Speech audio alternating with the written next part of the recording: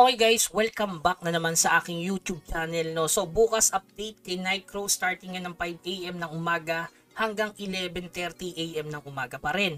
So ano ba yung mga main updates nito? Sobrang ganda ng update guys. So una-una, 18 new events will be introduced. Pangalawa, server group merge will take place. Regarding dito guys, na content ko na to, siguro 3 days ago pwede nyong balikan yung aking content para sa info.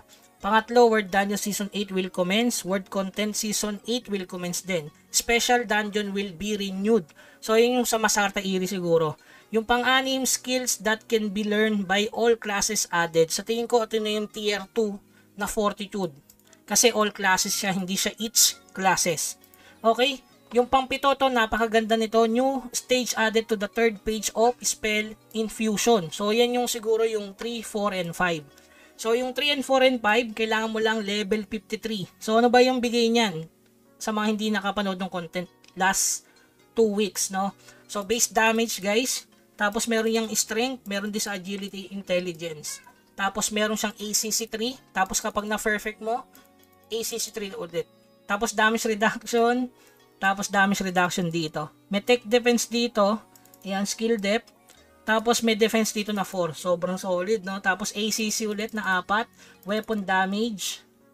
Sa pangalawa, ano ba maganda? Skill hit, skill ACC. Ang ganda nito pang TOT. Tsaka base damage 7. Di ba? Ang ganda ng Magic Infusion bukas. Siguradong tataas ang PS mo. Related pa yan sa bootcamp. So, dako na tayo dito sa bootcamp na napaka-solid. So, isa-isahin natin. So, bukas, merong 7-day login. In total, 10 more yun. Tapos 10 papyrus, ancient papyrus. Pangalawa, ito obtain common element. So merong element event bukas. So sigurado yung season pass is related doon sa alchemy. Pangalawa, ito defeat all monster. Ayan. Ito guys, libre lang to kasi kailangan mo lang mag-enhance ng 25 times na artifacts. Siguro gagana dyan yung sa rare, no? Kung 25 times, may libre kang 2 plus 6. Guys, pwede kang mamili dito kung rune or jewel. Kasi level 2 yan. O dito naman ay yung tawag doon, holy, relic, tsaka yung amulet. Sobrang solid. Libre yan guys. Kailangan nyo lang mag-attempt ng 25 times. Huwag nyo nang basagin to guys. Baka kasi sa susunod na event, may related dito. Kaya mas maganda itago nyo na lang kaysa isugal nyo pa. Okay? So, ito, party dungeon. Ito, may source of growth at saka source of wisdom. Complete guild order bukas. Tapos, yung pinaka-the best sa lahat, yung Frozen Tear and Morion na 200 pieces. So, syempre may expiration to gawa ng may event. Ang gagawin mo lang is mag-daily quest 120 times. So, bali, 4 na araw to guys. So, meron 200 Morion. So, 210 Morion ang free ngayong event nila. Tapos dito may higher seal. Halimbawa, hindi ka nakapag Battlefront, may bigay silang 10 piraso. Kaya sureball na magta-third class advance ang mga nag-focus sa epic item. Okay? Tapos ito pa kinaganda, yung pinakahuli nila at napaka-solid ay meron kang tier 2. Bakit ka mo? Pag 200k GR ka na guys, siguradong meron kang dalawang remnant dito. Yung epic na 16 pieces. Ayan, 16 pieces na epic na walang expiration guys. Kasi wala siyang nakalagay na event. Tapos rare crafting materials na sinakto nila ng 160. No? Kaya solid na tier 2 na libre to mga bossing. Okay? Tapos susunod nila mission completion. Yan, para sa regular server at saka all server. Kaya may enhancement dito. Sakto doon sa bootcamp, diba? Kaya sabi ko libre yon. Kasi libre lang dito ang enhancement. Na total, ayan, 15, 5, 20, 30, 34. Puro enhancement yan, no?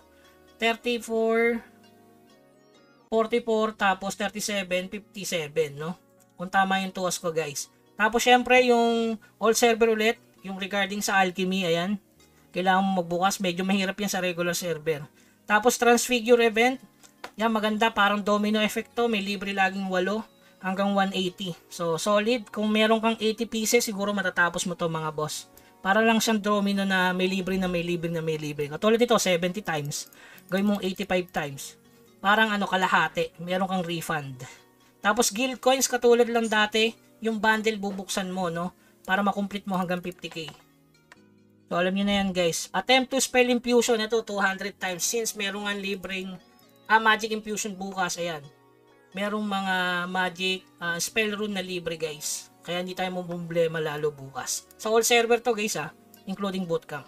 Tapos yung huli, pang regular server yan, yung element extraction. So, alchemy.